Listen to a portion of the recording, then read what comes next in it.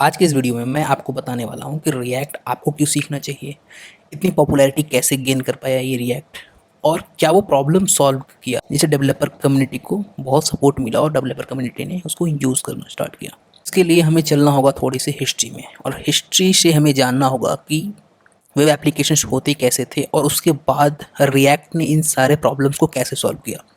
तो अगर हम वेब हिस्ट्री से शुरुआत करें तो जो वेब को फाउंडेशन रखा था वो है अमेरिकन साइंटिस्ट बर्नर्ली ने। ये हम सबको पता है 1980s में। 90s की अगर मैं बात करूँ तो अर्ली 90s में जो वेब पेजेस होते थे, वेब एप्लीकेशंस नहीं होते थे, और उसमें होते थे बहुत सारे इन्फॉर्मेशंस। और वक्त बीतता गया, टाइम बीतते गए, और वेबसाइट बनते चले गए। मल्टीपल वेबसाइट बनी, मल्टीपल वेबसाइट में अलग अलग तरह की इन्फॉर्मेशन आई, और हम मेनली वेब का इस्तेमाल करते थे इन्फॉर्मेशन को शेयर करने के लिए।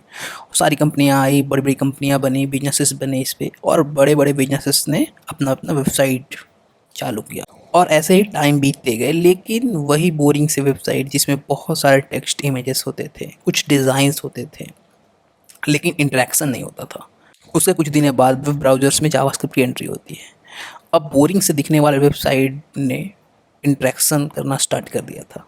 इंटरेक्शन में बटन्स आ गए थे, फॉर्म्स आ गए थे, और बहुत मल्टीपल टाइप की इंटरेक्शन करना स्टार्ट कर दिया था। उस इंटरेक्शन के चलते यूज़र एक्सपीरियंस और बेहतर हुआ, और यूज़र एक्सपीरियंस और बेहतर होने के कारण लोग और वेबसाइट को यूज़ करना स्टार्ट कर दिए। और हम तो थे इंजीनियर, हमें यही चाहिए होता है कि लोग खुश हो, ज़्यादा से ज़्यादा लोग आए, ज़्यादा से ज़्यादा लोग इस वेबसाइट को यूज़ करें। तो हमने भी बनाना स्टार्ट कर दिया इस तरीके की वेबसाइट को। सो हमने अपने आप को और पुश किया, और हम वेबसाइट बनाने में लग गए। अब हम जितना कॉम्प्लेक्स वेबसाइट बनाने लगे, ज़्यादा से ज़्यादा कोड लिखना पड़ता था हमें। वो कोड ज़्यादा कॉम्प्लेक्स होते जाते थे टाइम टू टाइम। अब इससे हमने यूज़र की प्रॉब्लम तो सॉल्व कर दी, लेकिन अपनी खुद की प्रॉब्लम बढ़ा ली। तो यहाँ पे जब हम कोड लिखते थे और कोड की कॉम्प्लेक्सिटी बढ़ती जाती थी, तो वहाँ पे बहुत सारी प्रॉब्लम्स आती थी। चीज़ों को सही करना, डेवलपमेंट में इशू आते थे कि लोग मैनेज नहीं कर पा रहे थे। डेवलपमेंट में सर दर्द हो गया था। लेकिन टेक वर्ल्ड में चीज़ें एक पे एक बढ़ती जाती है, इम्प्रूवमेंट होती जाती है। तो जावास्क्रिप्ट लिखने की प्रॉब्लम को जेक्वेरी ने थोड़ी सी सिंप्लीफाई कर दी। ऐसे कह सकते हैं कि जावास्क्रिप्ट के सिंटेक्स को जेक्वेरी ने थोड़ा सा और ईजीएस्ट वे में क्रिएट कर दिया। लेकिन अभी भी मजा नहीं आ रहा है। अभी तक डेवलपर कम्युनिटी एक चीज़ को मिस कर रही थी, जो कि है कोड की मेंटेनेबिलिटी और सिंगल पेज एप्लीकेशंस, जिसमें जब भी हम वेबसाइट पे कुछ चीज़ें इंटरेक्ट करते थे तो वो हमारी वेबसाइट पूरी रीलोड होती थी। तो इस तरीके से हम सिंगल पेज एप्लीकेशंस मिस कर रहे थे। अगर मैं एक चीज़ और कहूँ तो एक प्रोसेस नहीं था कोड लिखने के बीच में। जो भी डेवलपर आता था वो अपने हिसाब से चीज़ों को मैनेज करता था, अपने हिसाब से चीज़ों को लिख देता था। स्पीड बहुत स्लो हो गया था, क्योंकि बहुत सारे कोड को मैनेज करना, उसको सही तरीके से लिखना, ये प्रॉब्लम करता था। और ये जो सबसे बड़ी प्रॉब्लम्स आती थी वो बड़ी इंटरनेट कंपनियों की आती, जैसे गूगल, फेसबुक जैसे बहुत बड़े बड़े इंटरनेट कंपनियां हैं, जो कि जिनका पूरा का पूरा बिजनेस वेब पे ही बेस्ड था। उनको ये बहुत प्रॉब्लम आई, क्योंकि वो अपने यूज़र को रिटेन नहीं कर पा रहे थे, यूज़र को वो फास्ट एक्सपीरियंस नहीं दे पा रहे थे। और जो डेवलपर है उनको आसानी नहीं हो रहा था अपने कुछ नए प्रोडक्ट लिखने में।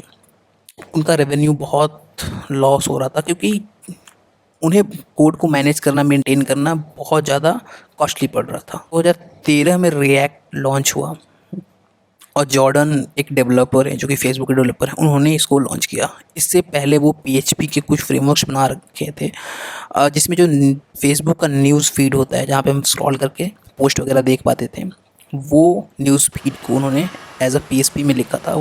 अब सेकंड ये है कि रिएक्ट ऐसी क्या चीज़ें हुई, क्या प्रॉब्लम है जो सॉल्व किया, जो इससे पहले किसी और फ्रेमवर्क या लाइब्रेरी ने सॉल्व नहीं किया था। रिएक्ट ने यूआई क्रिएशन की मेथडोलॉजी को चेंज कर दिया। जहाँ हम पहले एक पेजेस में 3, 4, 6 ऐसे सेक्शंस बनाते थे, और उस सेक्शंस के बीच में हम चीज़ों को लिखते थे, वहीं रिएक्ट ने यूआई डिज़ाइन अप्रोच को ही चेंज किया। रिएक्ट ने बोला कि हर चीज़ जो हम देखते हैं अपने वेबसाइट पे वो एक कंपोनेंट है, चाहे वो बटन हो, इनपुट बॉक्स हो, कोई लेबल हो, हर चीज़ एक कंपोनेंट है, और हम सारी कंपोनेंट्स को मिला के एक वेबसाइट क्रिएट करेंगे। जो डेवलपर पहले वेबसाइट बनाते थे ट्रेडिशनल तरीके से, जो कि अपने वेबसाइट में 3, 4, 6 सेक्शंस क्रिएट करते थे, उसको सोचने का तरीका, उसको मेथडोलॉजी अलग किया, और चीज़ों को ऐसे सेपरेट आउट किया ताकि डेवलपर्स एक्सपीरियंस बेहतर हो सके। मल्टीपल लोग एक प्रोजेक्ट पे, बड़े से बड़े प्रोजेक्ट पे काम कर सके और बड़े से बड़े प्रोजेक्ट को एक साथ असेंबल किया जा सके। क्योंकि कंपोनेंट्स छोटे हैं, एक पर्टिकुलर पार्ट है कंपोनेंट का, तो वो टेस्टिंग में भी आसान हो सके और उसे टेस्ट करना एक इंडिविजुअल कंपोनेंट। अब इससे ये फ़ायदा हुआ कि बाय डिफ़ॉल्ट क्योंकि सारी चीज़ों को हमने कंपोनेंट में ब्रेक कर दिया, तो उससे मॉड्यूल्स बनने स्टार्ट हो गए, अलग अलग डिफरेंट टाइप्स के मॉड्यूल्स बन गए और डेवलपर को मैनेज करना आसान हो गया, कंपनियों का कॉस्ट बचा और डेवलपर्स जो पहले परेशान होते थे बड़ी कोड बेस को लेकर, उससे उनका छुटकारा मिल गया क्योंकि चीज़ें कंपोनेंट में सेपरेट आउट हो गई, टेस्ट करना आसान हो गया, डिबगिंग करना आसान हो गया। रिएक्ट ने एक और अच्छा काम किया कि HTML के वो सारे टैग्स को उन्होंने जेएस में लिखा, यानी जावास्क्रिप्ट में लिखा और टैग को बिल्कुल चेंज नहीं किया, बिल्कुल सेम रहने दिया, जिससे डेवलपर को फेमिलियरिटी बनी रही वो सारे टैग्स की। और पूरी के पूरी HTML को, CSS को उन्होंने JS में क्रिएट कर दिया, जिसे वो कहते हैं वर्चुअल डॉम। वर्चुअल डॉम से एक चीज़ और फ़ायदा मिली कि जो चीज़ें अननेसेसरी अपडेट होती थी डॉम पे, उसको रोकने में मदद मिला। जब jQuery यूज़ करते थे, जावास्क्रिप्ट यूज़ करते थे, तो अगर हमें कोई चीज़ इंटरेक्शन कराना पड़ता था तो डॉम को हम फोर्सली चेंज करने का कमांड देते थे। लेकिन रिएक्ट के आने से वो स्मूथली चीज़ें को चेंज करने लगा और वो वर्चुअल डॉम के कॉन्सेप्ट के कारण चीज़ें कंपेयर करने लगा और जो भी चीज़ें नेसेसरी है डॉम पे अपडेट करना, केवल और केवल वही चीज़ें डॉम पे अपडेट होने लगी। इससे यूज़र एक्सपीरियंस तो बेहतर हुआ है, साथ साथ वेबसाइट जो है वो बहुत ही स्पीड अप हो गई। तो ये सारे फ़ायदे मिले, रिएक्ट ने ये सारे प्रॉब्लम को सॉल्व किया। को रिएक्ट ही क्यों सीखना चाहिए, इस बारे में थोड़ा डिस्कस कर लेते हैं। देखो, इसके बहुत सारे रीजंस हैं, लेकिन मैं कुछ रीजंस आपको बताता हूँ कि रिएक्ट क्यों बेहतर है और क्यों आपको सीखना चाहिए। पहला है मेथडोलॉजी, सोचने का तरीका। हम जब भी रिएक्ट में कोड लिखते हैं तो चीज़ों को सेपरेट आउट करते हैं कंपोनेंट के बेस पे, यानी हम हर चीज़ को एक कंपोनेंट बनाते हैं और उस कंपोनेंट को सेपरेटली टेस्ट करते हैं और इंटीग्रेट करते हैं जब हम एक पूरा का पूरा वेब क्रिएट कर रहे होते हैं। दूसरा है इसका लर्निंग कर्व। लर्निंग कर्व इसका बहुत ही कम है क्योंकि रिएक्ट ने सिंटेक्स ज़्यादा चेंज नहीं हुआ, यानी अगर आपको जावास्क्रिप्ट आता है और HTML आता है तो आप रिएक्ट के कुछ कॉन्सेप्ट सीखकर इसको आसानी से अप्लाई कर सकते हैं। तो एक बिगिनर जिसको जावास्क्रिप्ट आता है, HTML आता है, वो 1 से 2 महीने में आसानी से रिएक्ट को सीख सकता है और एक वेब पेज क्रिएट करता है। तीसरा है इसकी वेब पेज की स्पीड।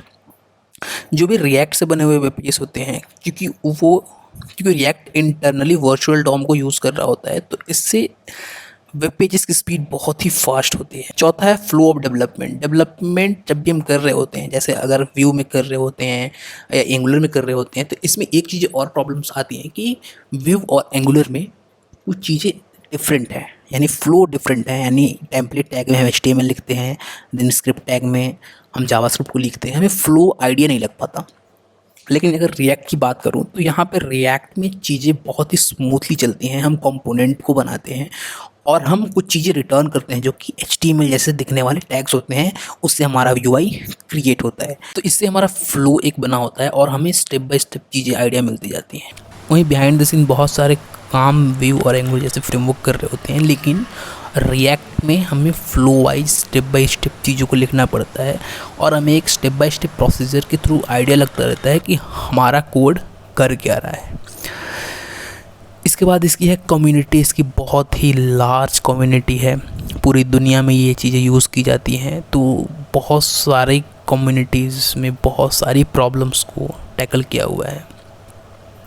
और जैसा कि मैंने बताया वर्चुअल डॉम का कॉन्सेप्ट के कारण इनकी जो एफिशिएंसी है वो बहुत फास्ट होती है और डॉम पे जो यूज़र एक्सपीरियंस होता है वो लैगी नहीं होता। इसके बाद इनके बहुत सारे रोबस्ट लाइब्रेरीज़ जैसे रिएक्ट क्वेरी जो कि API हैंडलिंग के लिए यूज़ होता है, रेडक्स जो कि बहुत ही पावरफुल स्टेट मैनेजमेंट टूल है जो कि ग्लोबली स्टेट को मैनेज करता है, स्प्रिंग जो कि एनिमेशंस में बहुत हेल्प करता है वेबसाइट्स में। रिएक्ट एक ऐसी लाइब्रेरी है जो कि काफ़ी ट्रेंडिंग लाइब्रेरी है और ये लाइब्रेरी सबसे ज़्यादा पे ऑफ करती है। यानी बहुत सारी कंपनियां, जो बड़ी बड़ी कंपनियां जो अपना कोड बेस रिएक्ट में लिखा हुआ है उन्होंने, उनका salary as compare to Vue और एंगुलर काफ़ी ज़्यादा होता है और काफ़ी बढ़िया होता है क्योंकि बड़ी बड़ी कंपनियां इसको यूज़ कर रही होती हैं और ये बहुत ही पॉपुलर लाइब्रेरी है, तो इनका पे ऑफ भी बहुत ही अच्छा हो रहा होता है। रिएक्ट का अडॉप्शन बहुत वाइडर है, क्योंकि रिएक्ट 2013 में आया था, जबकि एंगुलर व्यू जैसे फ्रेमवर्क वो 2016 के बाद आने स्टार्ट हुए। तो रिएक्ट क्योंकि 2030 में आया था, इसलिए इसको अर्ली मूवर एडवांटेज मिला और ये काफ़ी अडॉप्टेबल हुआ। बड़ी बड़ी कंपनियां, बड़े बड़े प्रोजेक्ट्स इस पे बनाए गए। तो इस चैनल पे मैं रिएक्ट की पूरी सीरीज़ स्टार्ट करने वाला हूँ, जिसमें मैं पूरे डिटेल में आपको रिएक्ट को सिखाऊंगा। और ये जो रिएक्ट कोर्स है वो काफ़ी डिटेल और काफ़ी इन डेप्थ कॉन्सेप्ट के साथ होने वाला है। So guys please comment on this video अगर आप सीखना चाहते हैं रिएक्ट को, ताकि मैं आगे से डिटेल में रिएक्ट के ऊपर वीडियो बनाऊं।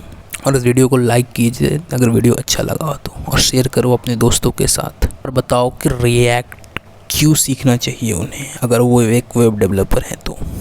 Thank you for watching this video.